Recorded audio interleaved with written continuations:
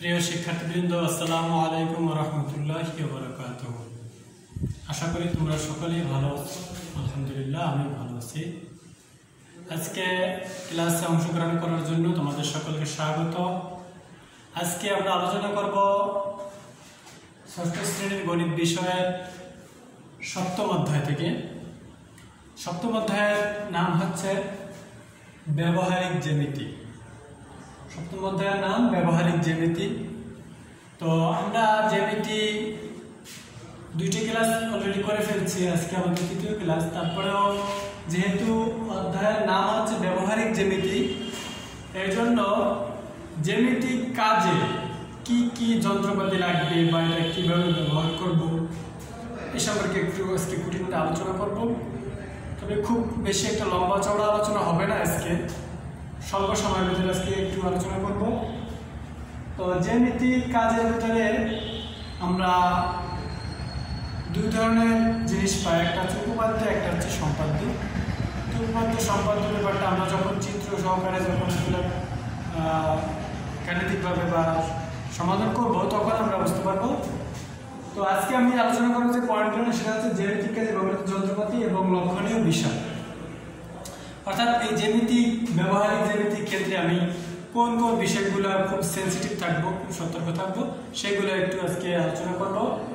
তো জ্যামিতিক কাজে ব্যবহৃত যন্ত্রপাতি এই কথা যখন আমরা বলছি, তখন আমি তোমাদের দেখানোর জন্য জ্যামিতিক বক্সের কিছু যন্ত্রপাতি নিয়ে আসছি। যদিও প্রাতিষ্ঠানিকভাবে অনেক বড় বড় ইনস্ট্রুমেন্ট থাকে, দেখা যাবে স্কেলটাও বড়, তারপরে ত্রিকোণী থাকে, সেগুলোও বড়, অনেক সময় কাঠেরও থাকে, বিভিন্ন ভার্সিটি স্কুল কলেজে থাকে।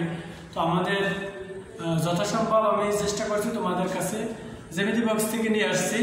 তো আমরা সেই যন্ত্রপাতিগুলোর সাথে একটু পরিচিত হব, তারপরে আমরা দেখবো যে লক্ষণীয় বিষয় কি, জ্যামিতিক কাজে আমরা কোন কোন বিষয়গুলো খুব সাধারণ, খুব কেয়ার থাকবো সেগুলা।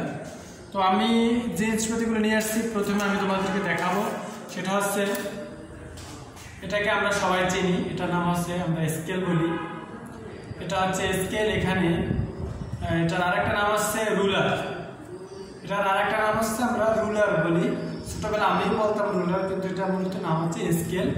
তো এই স্কেলটা আমরা দেখতে পারি বিভিন্ন রকমের দাগ দেওয়া থাকে। এখানে দেখো সেন্টিমিটার আকারের উপরে দাগ দেওয়া আছে, আর এই উপরে আছে আবার এটা যদি ঘুরে ধরি তখন এখানে লেখা আছে ইঞ্চি, অর্থাৎ 1 2 3 4 5 6 ইঞ্চি আছে এখানে। আবার সেন্টিমিটার আকারে ধরতে গেলে আমার দেখা যাবে এখানে 15 সেন্টিমিটার পর্যন্ত আছে। তাহলে এটা হচ্ছে স্কেল। এটা দিয়ে আমরা অনেক সময় দাগ দেব। সাধারণত দাগ দেওয়ার ক্ষেত্রে এটা ব্যবহার করা হয়। এই মাপ দিয়ে যদি আমাকে বলে 10 সেন্টিমিটার একটি রেখা আঁকো, তাহলে আমি এখানে এই 10 পর্যন্ত দাগ দিয়ে একটা রেখা আঁকবো, তাহলে এটা হয়ে গেল আমার 10 সেন্টিমিটার একটা রেখা। নিরপেক্ষ যদি আমাকে বলে যে 5 ইঞ্চি করে একটা দাগ দাও, একটা রেখা আঁকো, তাহলে আমি এখানে 5 ইঞ্চি দিয়ে একটা দাগ দেবো। এটা গেল স্কেল। তারপরে আমাদের যে বিষয়গুলো আছে সেগুলো হচ্ছে, দেখো এই যে দুইটা জিনিস আছে, এটাকে আমরা অনেক সময় ত্রিভুজ বলি, অনেকে ত্রিভুজ বলি, আবার অনেকে ত্রিকোণী বলি। তবে জ্যামিতিক ভাষায় এটার নাম হচ্ছে ত্রিকোণী। এখানে দুইটা আছে। তো আমরা একটুকে অন্য একটা ক্লাসে বাহুবেদী ত্রিভুজের একটা প্রকার বলছিলাম, দেখে এখানে প্রত্যেকটা বাহু সমান আছে। এটাকে আমরা সমবাহু ত্রিভুজ আকার ক্ষেত্রে ব্যবহার করতে পারি। ভিতরেরটাকে আমরা সমবাহু ত্রিভুজ আকার ক্ষেত্রে ব্যবহার করতে পারি। আবার দেখা যাবে যে বাহিরের যে আকারটা, সেটাকে আমরা সমদ্বিবাহু ত্রিভুজ বলে ধরতে পারি। তারপরে এখানের যে অবস্থা দেখো, এখানে বিষমবাহু ত্রিভুজ আঁকার জন্য 3টা বাহু আলাদা আলাদা, তাহলে আমরা এটা বিষমবাহু ত্রিভুজ আঁকার জন্য ব্যবহার করতে পারি। আর এটা মূলত স্কেলের কাজও করা যায়। দেখো এখানে যে অবস্থাটা আছে, তাতে আমরা এটা দিয়ে দাগ দিতে পারি অনেক সময়। সুতরাং এটা গেল, দুইটা হচ্ছে ত্রিকোণী গেল। তারপরে আমরা যেটা নিয়ে আলোচনা করবো সেটা হচ্ছে, দেখো একটা কম্পাস আছে, কিন্তু এই কম্পাসের এখানে একটা কিছু দিতে হবে আমাদের, সেই জিনিসটা হবে পেন্সিল। তাহলে দেখো এই যে পেন্সিলটা যখন দিলাম, তখন এটার নাম হয়ে গেল আমাদের পেন্সিল কম্পাস। অর্থাৎ এটা হচ্ছে আমাদের পেন্সিল কম্পাস। এটা হচ্ছে পেন্সিল কম্পাস। এরকম আরো একটা কম্পাস আছে, আমি তোমাদের দেখাই। এটা হচ্ছে কাটা কম্পাস। এটা হচ্ছে কাটা কম্পাস, এটা হচ্ছে পেন্সিল কম্পাস। এটা দিয়ে আমরা দূরত্ব পরিমাপ করবো, যে আসলে এই রেখার মান এবং অন্য একটা রেখার মান আদৌ ঠিক আছে কিনা এটা পরিমাপ করার জন্য আমরা এটা ব্যবহার করতে পারি। নিখুঁতভাবে পরিমাপ করার জন্য আমরা এই কাটা কম্পাসটা ব্যবহার করতে পারি। আর এই জায়গায় যে পেন্সিল কম্পাসটা আছে সেই পেন্সিল কম্পাসটা দিয়ে আমরা বিভিন্ন রকম বৃত্ত আঁকতে পারি।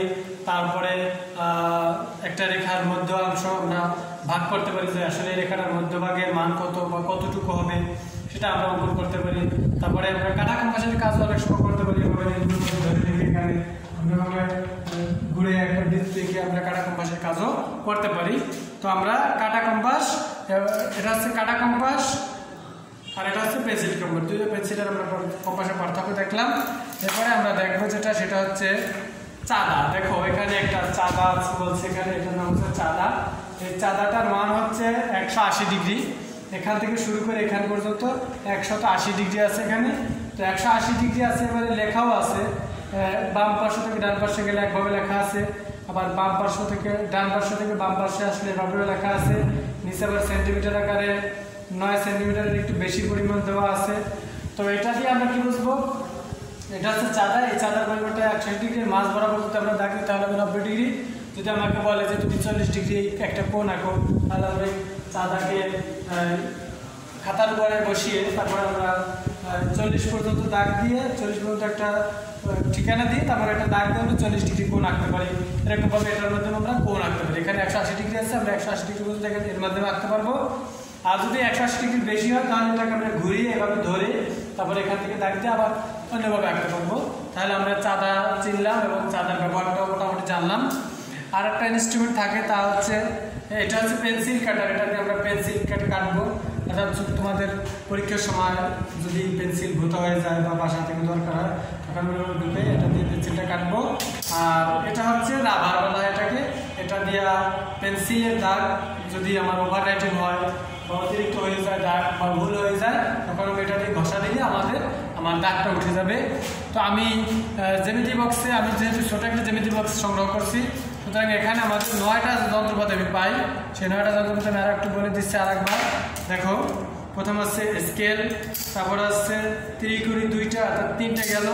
4 নম্বরে ধরি আমি চাঁদা, 5 নম্বরে আমি ধরলাম কাটা কম্পাস, 6 নম্বরে আমি ধরলাম পেন্সিল কম্পাস, 7 নম্বরে রাবার, 8 নম্বরে 7 নম্বরে রাবার এবং 8 নম্বরে হচ্ছে আমাদের পেন্সিল কাটার। তো এই সমস্ত ইনস্ট্রুমেন্টগুলো থাকবে এবং এই যন্ত্রপাতিগুলো আমরা ব্যবহার করার জন্য প্র্যাকটিক্যালি যখন আমরা সম্পাদ্য উপপাদ্য করবো তখন আমরা বুঝতে পারবো। তো আজকের আরেকটা পয়েন্ট হচ্ছে আমাদের লক্ষণীয় বিষয়। দেখো আসলে আমি আদৌ যদি একটা কাজ করি, কাজটার একটা লক্ষণীয় বিষয় থাকে যে এই কাজটা আমার এতটুকু সিরিয়াসভাবে করতে হবে বা এই বিষয়গুলো মাথায় রেখে করতে হবে। এটা যদি আমার জানা থাকে তাহলে আশা করা যায় কাজটা আমি নির্ভুলভাবে করতে পারবো। কিন্তু যদি আমার এটা জানা না থাকে তাহলে কাজটা করবো ঠিকই, কিন্তু কাজটা সফল হবে না। এমনইভাবে আমরা যেহেতু জ্যামিতি অঙ্কন করবো বা জ্যামিতি শিখবো, তো জ্যামিতি শেখার ক্ষেত্রে জ্যামিতি করার ক্ষেত্রে আমাদের যে বিষয়গুলো খুব খেয়াল রাখতে হবে সেগুলো আমি এখানে লিখে রেখেছি, তোমাদের একটু জানিয়ে দিচ্ছি। দেখো জ্যামিতিতে চিত্র ছাড়া বা ভুল চিত্রের সাহায্যে প্রমাণ লিখলে অথবা বর্ণনা ও প্রমাণের সাথে মিল না থাকলে নম্বর পাবে না। তাহলে আমরা বুঝলাম কি, জ্যামিতিতে যদি চিত্র ছাড়া তুমি কিছু আঁকো বা ভুল চিত্র আঁকো, ভুল চিত্রের সাহায্যে প্রমাণ লেখো অথবা বর্ণনা ও প্রমাণের সাথে যদি কোনো মিল না থাকে তাহলে তোমরা কিন্তু নাম্বার পাবে না। সুতরাং এই বিষয়টা তোমরা খুব সিরিয়াস থাকবে। তো আরেকটা হচ্ছে সম্পাদ্যের চিত্র নিখুঁতভাবে আঁকতে হবে, বর্ণনা না লিখলেও শুধু চিত্রের জন্য আংশিক নাম্বার পাবে। আরেকটা বিষয় একটু জানা রাখি যে সম্পাদ্যের ক্ষেত্রে চিত্রটাকে অগ্রাধিকার দেওয়া হয় এবং উপপাদ্যের ক্ষেত্রে বর্ণনাটাকে অগ্রাধিকার দেওয়া হয়। এজন্য বলা হয়েছে যে সম্পাদ্যের চিত্র নিখুঁতভাবে আঁকতে হবে। আঁকতে পারলে যদি বর্ণনা নাও লেখো তাহলে চিত্রের জন্য আংশিক মার্ক পাবে, অর্থাৎ তুমি কিছুটা মার্ক সম্পাদ্যের জন্য পাবে। তারপর হচ্ছে বিশেষ নির্বাচন চিত্রের পরে লিখবে, সাধারণ নির্বাচন না লিখলেও হবে, তোমাদের নিশ্চিত করতে হবে না। বিশেষ নির্বাচনটা তোমরা চিত্রের পরে লিখবা, আগে চিত্রটা আঁকবা প্রথমে, তারপরে তোমরা বিশেষ নির্বাচনটা লিখবা, সাধারণ নির্বাচনটা না লিখলেও হবে। তারপরে হচ্ছে বিশেষ নির্বাচন চিত্রের উপরে লিখলে বা বিশেষ নির্বাচন ভুল হলে কোনো নাম্বার পাবে না।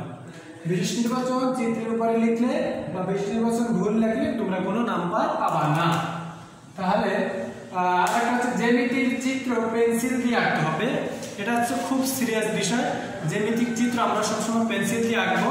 জ্যামিতিক চিত্র যদি আমরা কলম দিয়ে আঁকি তাহলে কিন্তু আমাদের এটা সাকসেস হবে না, এটা আমরা মার্ক পাবো না। সুতরাং আমরা এটা পেন্সিল দিয়ে আঁকবো সবসময়। তারপরে হচ্ছে সরলরেখা সূক্ষ্মভাবে আঁকতে হবে এবং বিন্দু সমূহ হালকাভাবে চিহ্নিত করবে।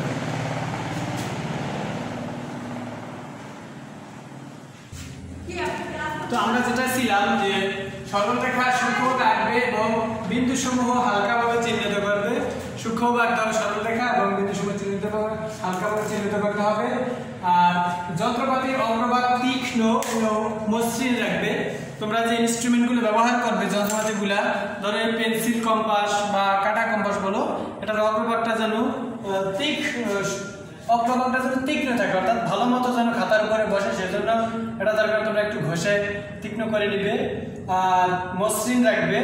মসৃণ মানে হচ্ছে যাতে তোমাদের কাজ করতে গেলে কোনো প্রকার হ্যাজার্ড না হয়, তোমরা ইজিলি ভাবে কাজটা করতে পারো, সেটা আর কি। তো আরেকটা হচ্ছে বক্সে 2টি পেন্সিল রাখবে। কেন রাখবে? আমাদের জ্যামিতি বক্স আছে, জ্যামিতি বক্সটা তোমরা পরীক্ষা নিয়ে যাওয়ার সময় 2টি পেন্সিল রাখবে বক্সের সাথে।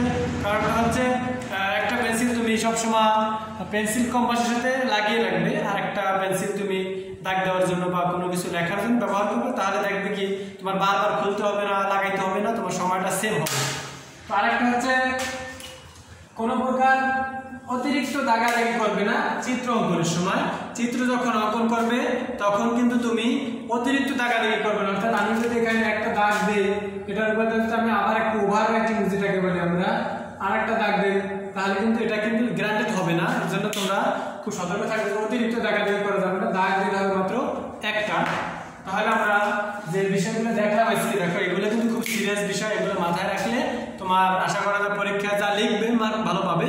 কিন্তু তুমি ভালো লিখলে বা এইগুলো তুমি ফলো করলে না, এই নিয়মগুলো তুমি মানলে না, তাহলে কিন্তু তুমি ভালো করে মার্ক পাবে না। সুতরাং এই ব্যাপারে খুব সাবধান থাকবে।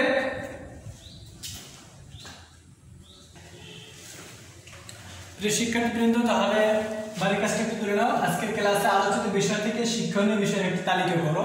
আজকে আমরা ক্লাসে যে বিষয়গুলো আলোচনা করলাম সেগুলো থেকে তোমরা কি কি শিখলে এই ব্যাপারে তোমরা একটা তালিকা করবে। তো এতক্ষণ সাথে থাকার জন্য তোমাদের সকলকে ধন্যবাদ। তোমরা সকলে ভালো থাকবে, সুস্থ থাকবে, এই প্রত্যাশায় এখানে শেষ করছি। সকলকে ধন্যবাদ।